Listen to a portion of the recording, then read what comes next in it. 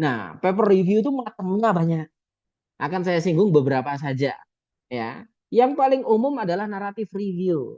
Naratif review itu paper review yang paling sederhana. Kenapa? Karena naratif review itu kita cuma ngumpulkan paper tanpa metode yang jelas, kita kumpulkan paper terkait topik tertentu, kita kumpulkan literatur dengan tema tertentu, kemudian kita rangkum, kita gabung berbagai informasi yang kita dapatkan dari berbagai paper yang sudah kita kumpulkan secara tidak sistematis tadi. Sehingga nanti kita menghasilkan paper yang tujuannya bukan buat kesimpulan umum ya, tetapi cuma ngumpulkan. Ya kayak kita buat makalah dalam tugas perkuliahan. Sederhananya seperti itu. Sehingga ketika kita baca naratif review nggak ada metodenya. Tidak ada section method. Setelah intro kemudian hasil review dari paper-paper yang sudah dibaca. Sehingga tadi saya katakan naratif review itu jenis review yang paling sederhana. Kemudian ada juga yang namanya scoping review.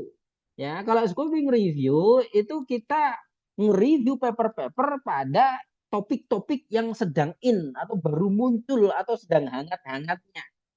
Ya, misalkan oh sekarang eranya AI, ya, AI di bidang kesehatan misalkan ya. Nah, ini topik yang lagi in, lagi viral yang baru muncul. Nah, kita bisa melakukan scoping review di sana. Tujuannya apa? Ngelihat skopnya, ngelihat ruang lingkup penelitian-penelitian yang sudah ada dari topik yang baru tersebut. Sehingga dari scoping review itu nanti kita lihat apa sih yang sudah diteliti oleh mereka, apa sih yang sudah dilaporkan oleh para peneliti di topik yang baru tadi. Kemudian kita identifikasi apa yang belum mereka lakukan, sehingga kemudian kita beri rekomendasi sebaiknya untuk penelitian-penelitian selanjutnya untuk topik baru tersebut diarahkan ke sini. Kita memberikan future research direction berdasarkan research gap dari paper-paper yang sudah kita review di topik yang baru tadi. Nah, itu namanya scoping review. Kemudian juga ada yang namanya critical review. Kalau critical review itu kita mengkritisi karena namanya aja critical review.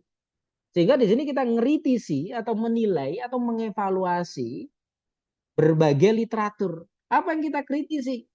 Bisa teori, bisa suatu metode penelitian, hasil, teknologi. Jadinya misalkan, oh saya ingin mengkritisi project based learning. Saya ingin mengkritisi pembelajaran berbasis proyek. Jadinya saya kumpulkan berbagai literatur yang membahas project based learning. Yang menggunakan project based learning. Yang meneliti project based learning. Kemudian saya review kekuatannya apa sih? Kelemahannya apa sih? Adakah kesenjangannya? Adakah kekurangannya? Dan sebagainya. Dikritisi gitu ya. Nah, kemudian ada juga yang namanya systematic review. Terkadang dikatakan systematic literature review, terkadang juga cukup ditulis systematic review. Nah, kalau systematic review itu kita ngumpulkan berbagai paper, kemudian kita nilai, lalu kita gabungkan berbagai informasi penting dari paper-paper yang sudah kita nilai dan kita kumpulkan tadi. Dan systematic review itu kita lakukan untuk menjawab research question, menjawab pertanyaan penelitian.